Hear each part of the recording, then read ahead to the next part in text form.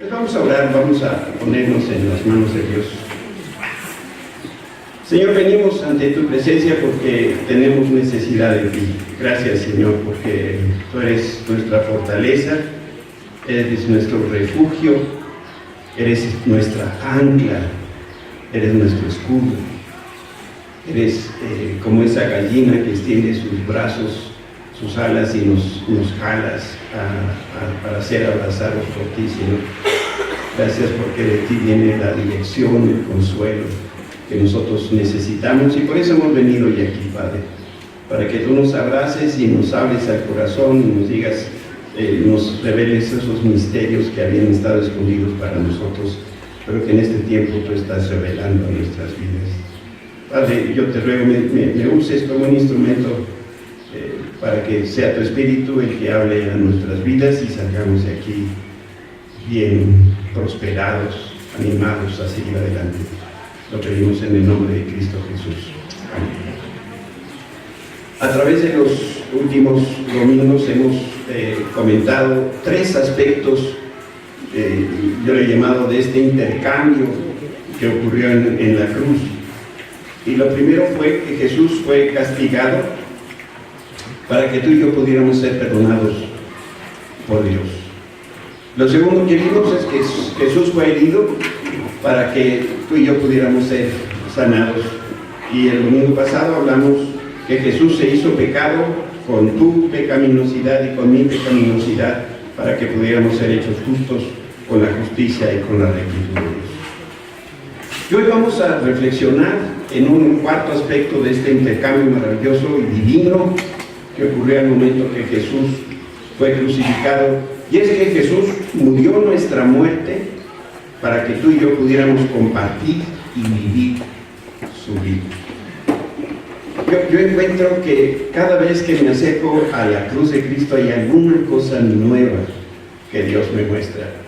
Y pensar que Jesús murió para que nosotros podamos vivir, pero no solamente es vivir quizá como hemos estado viviendo, sino vivir la vida de Cristo. Y también el domingo pasado comentamos que Dios nos llama a creer lo imposible. Y justamente lo que hace el Señor es que nos reta a creer que Jesús pagó con su vida para que su vida quedara a disposición de ti y de mí. Y ahora ya sí es nuestra decisión apropiarnos de esta verdad y hacer de la vida de Jesús nuestra propia vida. Por eso Pablo podía decir con toda confianza, ya no vivo yo, sino ahora es que Cristo está viviendo en mí. Y nosotros podemos decir las mismas palabras de Pablo. Gracias a que Cristo fue a la cruz, ahora Él me permite a mí vivir su vida. Tenemos ese poder dado por el Espíritu Santo que nos da la habilidad, la sabiduría, todo lo que necesitamos para que nosotros podamos vivir su vida. Miren cómo lo expresó el Señor en estas palabras: el propósito del ladrón es robar y matar y destruir. Mi propósito es darles una vida plena, una vida abundante. Esas personas que saludan después de que les preguntas ¿cómo estás? ¡Ay! Eso no es vivir plenamente. Dios no quiere que ahí la vamos pasando, así como algunos llegan de quincena a quincena, ¿no? La próxima quincena, y les tiran porque ya para el día 17 ya se gastaron toda la quincena, ya se ve el día 31, ¿verdad? Pero le cerremos, y entonces van pasando las semanas y se arrastran para llegar. Eso no es lo que Dios quiere para nosotros. Por otro lado, hay una diferencia abismal entre lo que Jesús nos da, y lo que nos da es una vida plena y abundante, y lo que nosotros merecemos es otra historia. En Romanos 6:23, el Espíritu Santo dice con toda claridad que lo que tú y yo merecemos es la muerte. Él nos da su vida, no la merecemos, pero Él nos las da. Y por otro lado, hay una diferencia entre el salario y el regalo. la paga que se gana cuando el trabajador realiza para lo que fue contratado, cuando se cumple esa tarea, entonces es justo que el patrón pague lo prometido. Yo realizo mi trabajo plenamente y el patrón me paga justo lo que yo combine con él.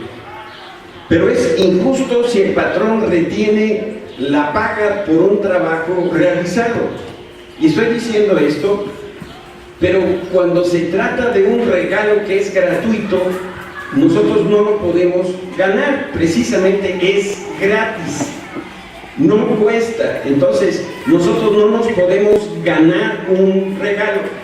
Cuando nos invitan a un cumpleaños y vamos nosotros siempre en nuestro regalo, es un regalo que el del cumpleaños, el felicitado, no está haciendo nada para ganarlo, sencillamente porque lo quiero, porque me invitó, le llevo este regalo.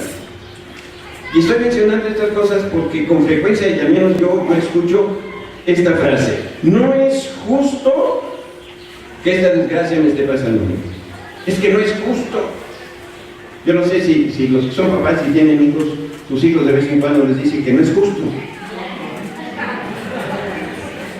Y sacan de la barriga, no sé de dónde esa frase, porque llega el hijo y le dice: papá, ¿me da permiso de ir a la fiesta? No. Y la respuesta así inmediata es: no es justo. No es justo que no te dé permiso. O sea, no hemos entendido entonces lo que significa justicia. Miren, si alguien quiere la justicia de Dios, debe saber muy bien lo que está pidiendo. Porque la justicia demanda que el culpable reciba su pago. Y por el otro lado, si pides justicia y cometiste pecado, entonces vas a recibir un castigo. Saben, en la Biblia hay, al menos que yo identifique, dos tipos de espada. Había una espada pequeñita con la que se hace combate cuerpo a cuerpo. Y eso es cuando dice la escritura de ella misma que es como una espada de dos filos. Está hablando de ese espadín con el que uno combate cuerpo a cuerpo. Y había una espadota como la que usó David para quitarle la cabeza a Goliat. Cualquiera de las dos espadas que se utilicen en tiempos bíblicos eran de dos filos. Y el problema cuando uno usa la justicia, una espada de dos filos, es que así como baja la espada y corta de este lado, cuando la traigo de este lado, si yo tengo pecado, entonces esa espada da contra mí. Entonces, yo les sugiero a aquellos que se quejan de la injusticia que fíjese bien lo que están pidiendo. Porque cuando alguien dice no es justo, lo puede decir siempre y cuando no haya cometido algún pecado. Porque la paga del pecado es muerte. Te voy a dar un ejemplo de todos los días para que me puedas entender mejor. Resulta que una dama fue a que le hicieran un estudio fotográfico.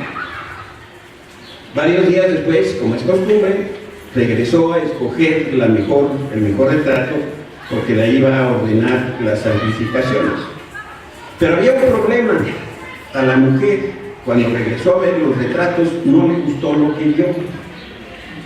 Estas fotografías, dice la señora esta, no me hacen justicia, le dijo al fotógrafo así en tono de reclamo. Entonces el artista tomó con detenimiento las fotos que había tomado, las ve y ve el rostro de la señora, y las vuelve a ver y ve el rostro de la señora, y entonces le dice el fotógrafo: señora, usted no necesita justicia, usted necesita misericordia.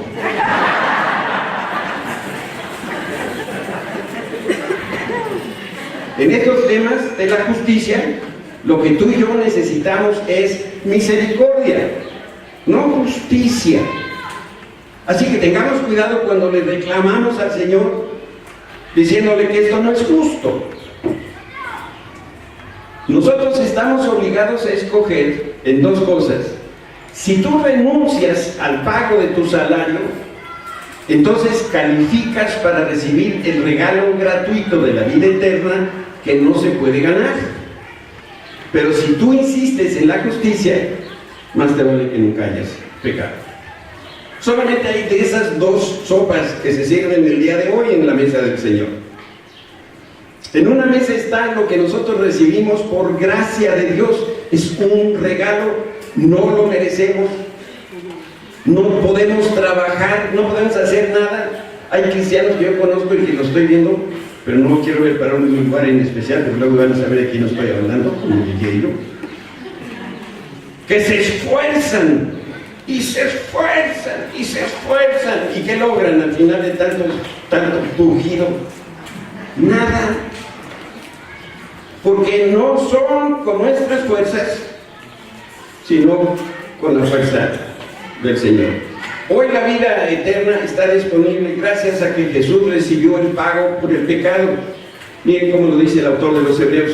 No obstante, lo que sí vemos es a Jesús, a quien se le dio una posición un poco menor que los ángeles, y debido a que sufrió la muerte por nosotros, ahora está coronado de gloria y de honor. Efectivamente, por la gracia de Dios, Jesús conoció o saboreó la muerte por todas. Jesús debe ser alabado y honrado porque Él se sacrificó por ti y por mí. Nos amó tanto que por un breve momento, dice la Escritura, se hizo un poco menor que los ángeles.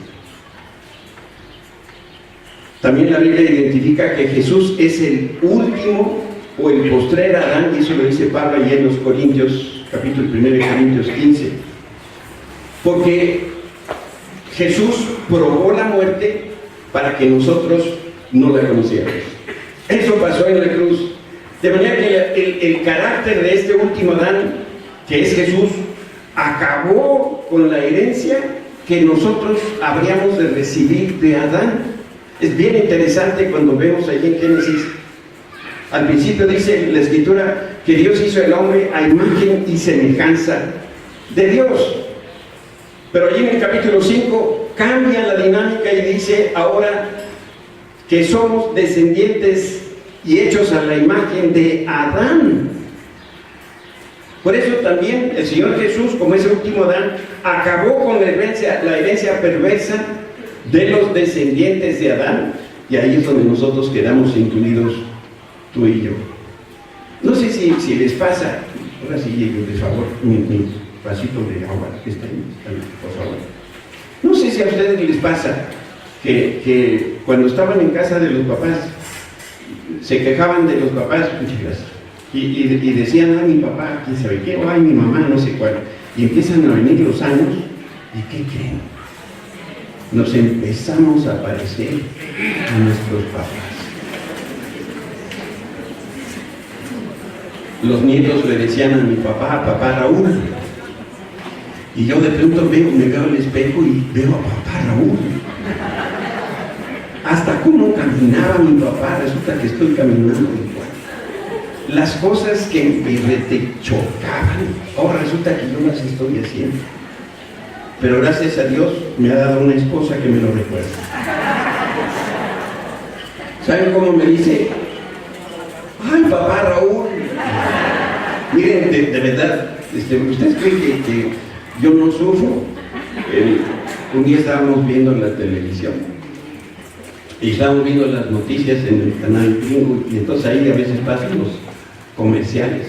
Y entonces había un comercial de un elevador que luego la gente pone en su casa sobre las escaleras. Entonces es una sillita eléctrica, no de que le da toque, no, sino está impulsada eléctricamente. Entonces se sienta el viejito para que no suba la escalera, entonces lo va llevando pues ahí en la silla, de abajo hacia arriba. Y entonces yo veo que estamos viendo el comercial así, bien atentos, y de pronto a mi mujer se termina el comercial y voltea la escalera, y con la vista empieza a ver cómo va a ser el segundo piso. Qué terrible es la herencia, ¿verdad? Dice la Escritura entonces que Jesús probó la muerte para que nosotros no la probáramos, no tuviéramos que pasar por la descendencia de Adán. Y cuando Jesús fue sepultado, Él enterró consigo mismo nuestra herencia maligna. Por eso cuando Jesús se dio su vida, Él declaró con toda claridad: esta obra está consumada, todo ha terminado, todo se ha concluido de acuerdo con ese proyecto de Dios. Y al tercer día, cuando Jesús se levantó de entre los muertos, lo hizo ya como la cabeza de una nueva generación, de una nueva raza. Y este es precisamente el ángulo del mensaje de la cruz que estamos hoy meditando. Jesús murió nuestra muerte para que nosotros pudiéramos vivir y disfrutar su vida. No importa cuántos años tenga, no importa los achaques que pudieras tú tener, Dios sigue interesado en que tú vivas una vida plena. Por eso es que fue a la cruz y Él comió, probó de esa muerte, para que tú y yo no comiéramos de esa muerte, para que no conociéramos los dolores de la muerte eterna, sino que nosotros disfrutáramos de la vida eterna en la presencia del Señor. Y cuando esto sucedió, y esto es algo que a mí me cayó el 20 esta semana, es que Dios pagó de más, al menos por mi redención. Voy a tratar de explicarlo. Yo quiero compartir contigo algunos pensamientos acerca del precio que Cristo pagó por nuestra redención. El precio. Pero antes te quiero comentar algo que es importante. Hablando del precio, yo estoy seguro que a todos nos encantan las ofertas, ¿verdad? Señores y señores, nos vuelven locos las ofertas. Bueno, hay quien no duerme de pensar que puede pagar poco y recibir un producto de extraordinaria calidad. De verdad que a mí no me gusta ventanear a nadie, pero hay una familia aquí. Ya saben que ¿cómo se llama? Pero aquí en México, el Buen Fin, ¿se acuerdan? Allá en noviembre, ya algunos ya están ahorrando para el Buen Fin. Bueno, hay una familia aquí en la iglesia que no quiero ofender. Es una mamá, un papá, 2 hijos. Uno de los hijos toca ese instrumento.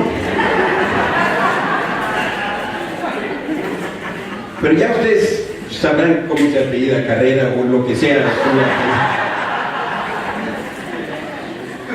Esta familia les gusta tanto las ofertas que son capaces de salir. Por ejemplo, esto es el viernes, ¿verdad? Viernes negro le llaman en Estados Unidos. Y Rolando también lo ve negro porque le dan los hijos a la tarjeta de American Express, o no sé, la Visa o la que tengan. Salen, deben ser de aquí a San Antonio. Hay un pueblito adelante de San Antonio que se llama San Marcos, que hay ofertas, señoras, pero para aventar para arriba. Esta familia se van manejando de aquí a San Antonio, Texas, que han de ser como día y medio. No duermen, no comen, para llegar a las tiendas. A la hora que llegan a las tiendas con 2 maletas, se meten a las tiendas. Como ese día están las ofertas 24 horas, está abierto en la noche, se quedan haciendo compras en la noche. Compran todo lo que tienen que comprar, van y se bañan después de 2 días de no bañarse, van al hotel, se bañan, regresan al centro comercial, vuelven a hacer las compras y así de las compras agarran el carro y se vienen otra vez de regreso y llegan a sus trabajos, todos paroleados de no haber dormido, de no haber no sé qué, lo que la gente hace por una oferta, ¿verdad? Bueno, esta semana yo leía los rollos del Qumran y descubrí lo que se llaman los versículos perdidos de Génesis. Y los papiros se escribieron en hebreo y en arameo, pero yo los traduje ya para que ustedes me puedan entender. Resulta que Adán paseaba por el huerto del Edén, pero se sentía muy solo. ¿Qué tan mal estaba que Dios se le acercó y le preguntó: ¿qué te sucede? ¿Qué cosa está tan mal y tienes cara de pujido? Le dijo Dios a Adán. Eso dice en arameo, pujido. Y Adán le respondió: lo que pasa es que estoy muy solito, ni siquiera tengo con quién platicar. Y el Señor se ofreció a crearle una compañera que además sería su ayuda idónea, la esposa de su juventud. Dios le dijo: la persona que te voy a dar cocinará para ti mejor que el mejor chef del mundo. Cuando se descubra la ropa, ella la va a lavar y la va a planchar como a ti te gusta, y lo va a hacer con una buena actitud. Siempre estará de acuerdo en todas las decisiones que tú tomes. Nunca te va a retar, nunca te va a hablar feo. Dará a luz a tus hijos sin quejarse. Nunca te pedirá que te levantes de la madrugada a cambiar pañales y a calentar botellas de leche. Jamás le conformará y siempre admitirá que ella es la que está equivocada. Jamás iniciará una discusión porque deseará solo lo que tú quieras. ¿Saben? Otra cosa le decía al Señor: nunca te dolerá la cabeza cuando tú ya sabes. Te amará apasionadamente siempre que tú lo desees. Y Adán le preguntó al Señor: Señor, y hablando del precio, ¿cuánto me va a costar esta mujer? Le respondió: no será mucho, solo vas a tener que pagar un brazo, una pierna y un ojo. Señor, le dijo a Adán: ¿y qué me das por una costilla? Lo demás es la historia de tu esposa.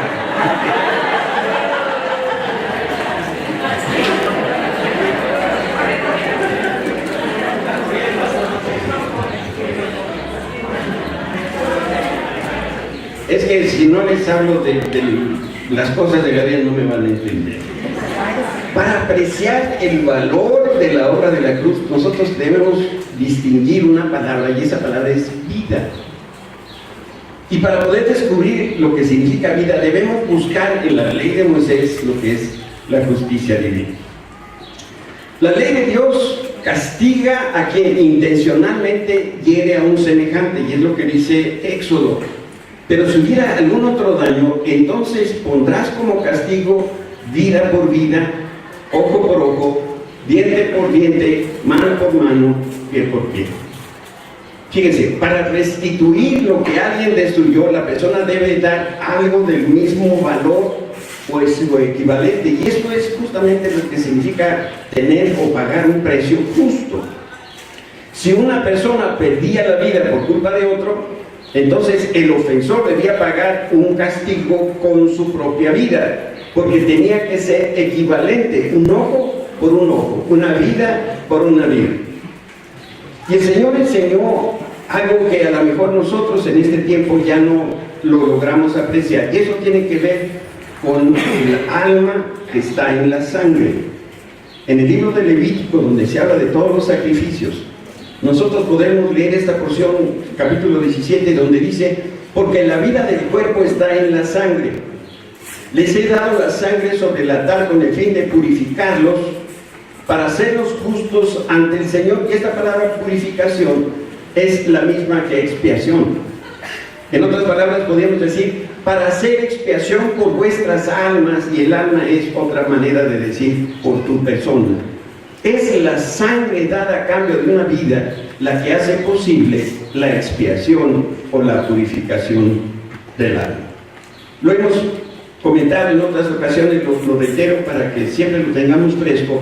Cuando se habla de expiación, es el acto por el que se le quita el pecado, es el acto por el que se quita el pecado o la contaminación mediante un sacrificio o un pago establecido por Dios. Y lo que la Escritura afirma es que el alma de la carne o el alma del cuerpo está en la sangre. Por eso hay leyes en la Escritura que hablan de la sangre humana. Y nosotros hemos perdido ya rumbo con esas enseñanzas que están en la Escritura. ¿Qué es lo que quiere decir? Bueno, la respuesta es que el hombre posee espíritu, alma y cuerpo, que cuando el espíritu se va, la persona deja de respirar, y cuando el alma se va, la sangre deja de fluir. Y Dios declara de manera solemne: yo he dado a ustedes el alma, la vida, la sangre en el altar para expiarlos. Esto es algo que Dios dice. O sea que un alma tiene que expiar por otra alma. Y como el alma reside en la sangre debe derramarse para que pueda haber expiación, y una vida entonces debe darse por otra vida. No es que Dios sea un Dios sanguinario o que esté buscando la retribución, sino que Dios, que es justo con mayúscula, dice: se perdió una vida, se tiene que pagar con otra vida. La vida está en la sangre.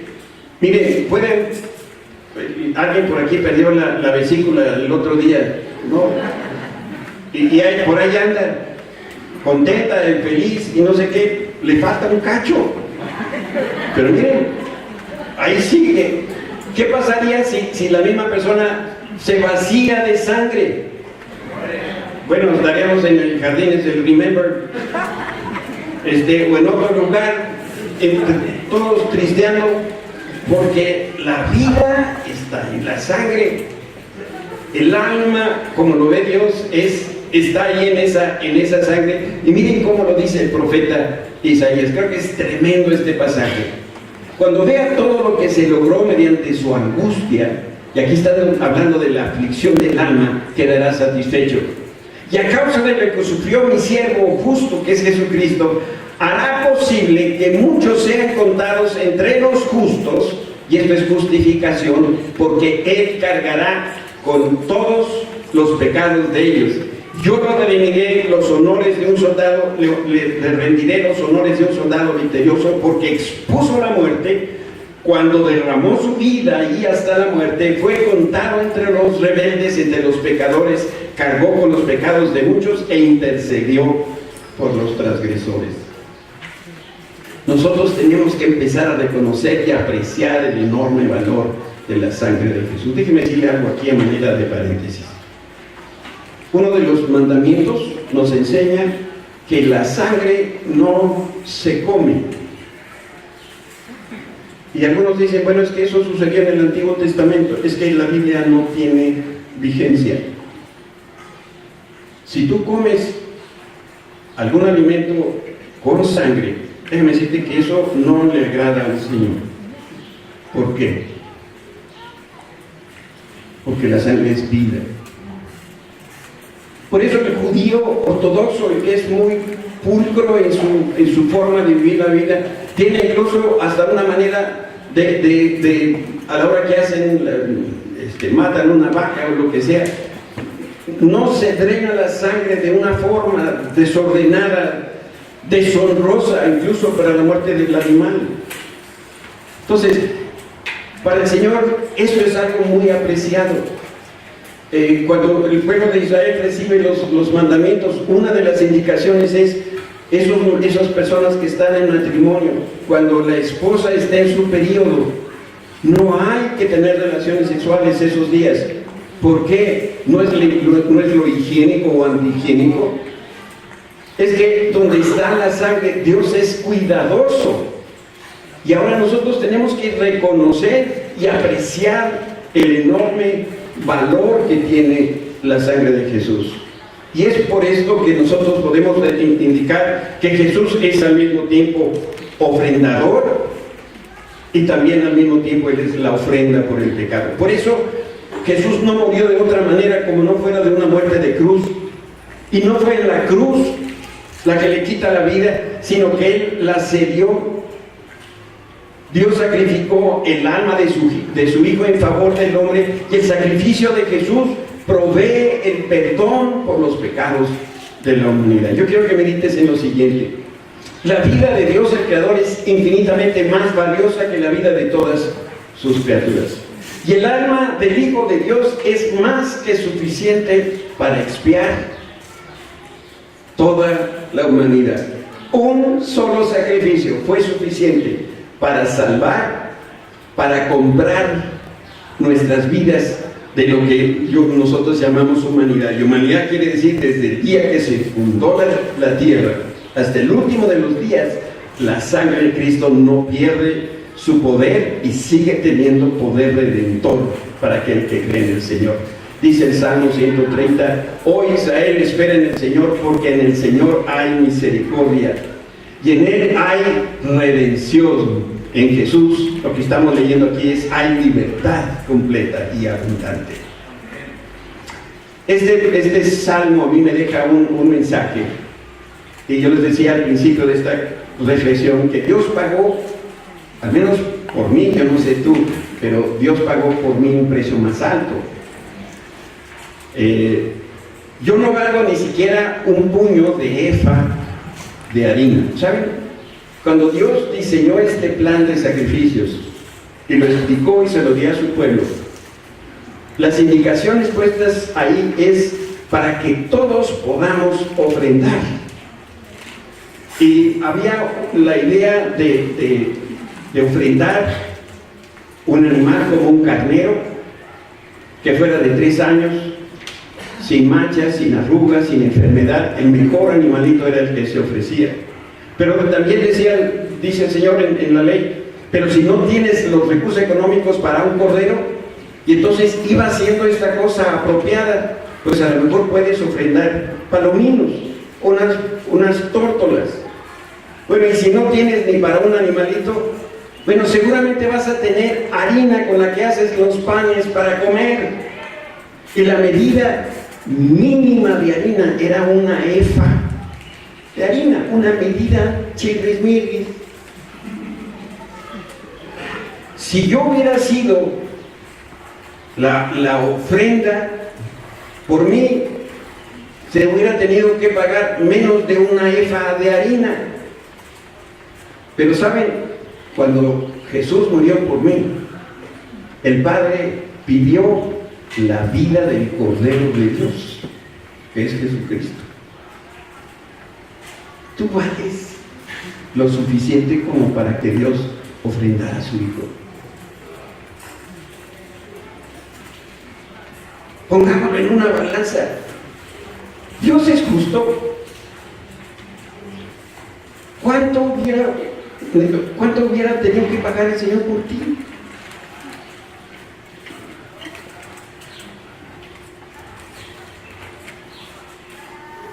Yo creo que el Señor pagó por cada uno de nosotros muchísimo más de lo que nosotros valemos. Allí en la cruz, Jesús entregó su alma cuando derramó su sangre, y fue esa ofrenda necesaria y suficiente para poder redimir a toda la humanidad. Por eso nosotros debemos ser cuidadosos de cómo hablamos de la sangre de Jesús. Tú y yo debemos honrar a Jesús, y también debemos reconocer el enorme valor que tiene su sangre. Por eso yo te invito a guardar en lo profundo de tu corazón este pasaje, entre otros, porque la vida de la carne está en la sangre, y yo se la he dado a ustedes sobre el altar para hacer expiación por sus almas, por sus vidas, porque es la sangre, por razón de la vida, la que hace la expiación. La vida de Dios está en la sangre de Jesucristo. Esa fue la vida que se derramó para que tú y yo pudiéramos ser salvos y poder vivir la vida de Cristo. En ese pasaje que también estamos citando de Levítico 17, desprendemos que Dios lo que hace es que aborrece cuando nosotros despreciamos la vida, el sacrificio y la sangre de Jesús. Dios es tan cuidadoso en sus observaciones. Y miren, no nos pide mucho.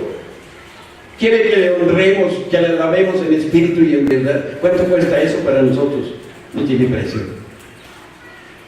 Pero también de la misma manera Dios quiere que nosotros reconozcamos y admiremos el sacrificio de Cristo. El reverso de la moneda es cuando nosotros expresamos admiración, gratitud por la sangre de Jesús. ¿Saben una cosa? Yo creo que cuando nosotros hablamos bien del Señor, cuando nosotros hablamos bien de la sangre de Cristo, Dios se agrada. Yo no tengo ninguna duda que esta palabra, este mensaje viene del corazón de Dios para nuestra vida, para que nosotros podamos entender esto. Estos para algunos serán misterios.